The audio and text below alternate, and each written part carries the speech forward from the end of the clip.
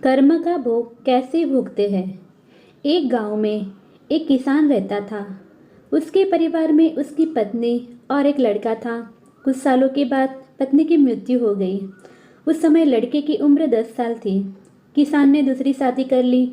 उस दूसरी पत्नी से भी किसान को एक पुत्र प्राप्त हुआ। किसान की दूसरी पत्नी की भी कुछ समय बाद मृत्यु हो गई।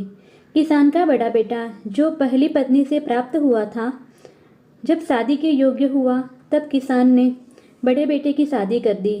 फिर किसान की भी कुछ समय के बाद मृत्यु हो गई। किसान का छोटा बेटा जो दूसरी पत्नी से प्राप्त हुआ था और पहली पत्नी से प्राप्त बड़ा बेटा दोनों साथ साथ रहते थे। कुछ समय बाद किसान के छोटे लड़के की तबीयत खराब रहने लगी। बड़े भाई ने कुछ आसपास के वैद्यों से इलाज करवाया, पर कोई राहत ना मिली। छोटे भाई की दिन ब दिन तबीयत बिगड़ती जा रही थी और बहुत खर्च भी हो रहा था। एक दिन बड़े भाई ने अपनी पत्नी से सलाह ली कि यदि ये छोटा भाई मर जाए तो हमें इसके इलाज के लिए पैसा खर्च ना करना पड़ेगा और जायदाद में आधा हिस्सा भी नहीं देना पड़ेगा। तब उसकी पत्नी ने कहा कि क्यों न किसी वैद्य से बात करके इसे जहर दे दिया जाए। किसी को पता भी ना चलेगा, किसी रिश्तेदारी में भी कोई शक ना करेगा कि बीमार था, बीमारी से मृत्यु हो गई। बड़े भाई ने ऐसे ही किया। एक वैद्य से बात की कि आप अपनी फीस बताओ, ऐसा करना, मेरे छोटे बीमार भाई को दवा के बहाने से जहर देना है। वैद्य ने बात मान ली और लड़के को जहर दे दिया और लड़के की मृत्यु हो गई। उसके भाई भाभी ने खुशी मनाई कि रास्ते का कांटा निकल गया। अब सारी संपत्ति अपनी हो गई। उसका अंतिम संस्कार कर दिया गया। कुछ महीनों पश्चात उस किसान के बड़े लड़के की पत्नी को लड़का हुआ। उन पति पत्नी ने खूब खुशी मनाई। बड़े ही लाड़ प्यार से लड़के की परवरिश की। कुछ ही गिने वर्षों में लड़का जवान हो गया। उन्होंने अपने लड़के की भी शादी कर दी। शादी के कुछ समय बाद अचानक लड़का बीमार रहने लगा। माँ बाप ने उसके इलाज के लिए बहुत वैद्यों से इलाज करवाया। जिसने जितना पैसा मांगा दिया, सब कुछ दिया ताकि लड़का ठीक हो जाए।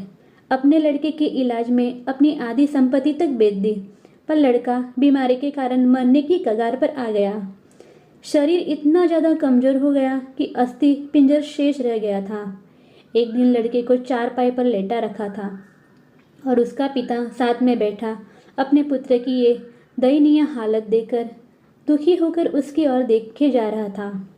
तभी लड़का अपने पिता से बोला कि भाई, अपना सब हिसाब हो गया, बस अब कफन और लकड़ी का हिसाब बाकी है, उसकी तैयारी कर लो। ये सुनकर उसके पिता ने सोचा कि लड़के का दिमाग भी काम नहीं कर रहा है बीमारी के कारण, और बोला, बेटा, मैं तेरा बाप हूँ, भाई नहीं। तब लड़का बोला, मैं आपका वही भाई हूँ जो आपने जहर खिलाकर मरवाया था। जिस संपत्ति के लिए आपने मरवाया था मुझे, अब वो मेरे इलाज के लिए आधी बिक चुकी है, आपकी शेष है, हमारा हिसाब हो गया।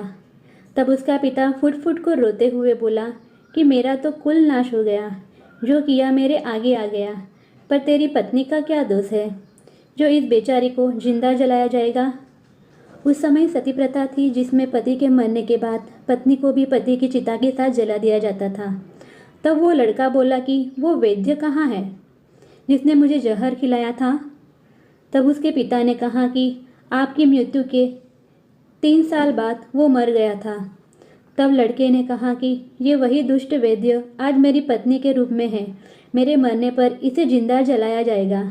हमारा जीवन जो चढ़ाव उतार से भरा है, इसके पीछे हमारे अपने ही कर्म होते हैं।